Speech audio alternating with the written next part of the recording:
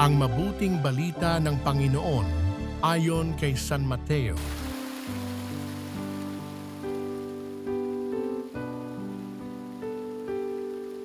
Nung panahong iyon, dinala kay Jesus ang isang piping inaalihan ng demonyo.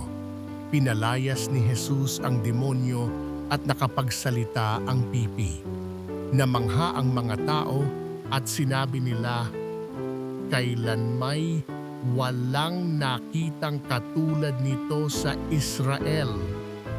Datapwat sinabi ng mga Pariseo, "Ang prinsipe ng mga demonyo ang nagbigay sa kanya ng kapangyarihang magpalayas ng mga demonyo." Nilibot ni Jesus ang mga bayan at nayon at nagturo sa mga sinagoga.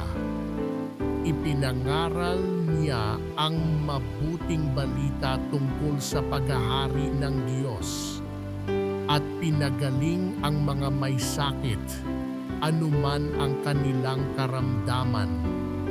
Nang makita niya ang napakaraming tao, nahabag siya sa kanila sapagkat sila'y lito at lupaypay, parang mga tupang walang pastol.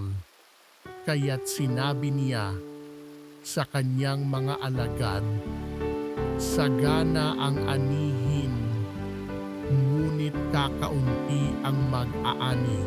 Idalangin ninyo sa may-ari ng anihin na magpadala siya ng mga manggagawa sa kanyang aanihin."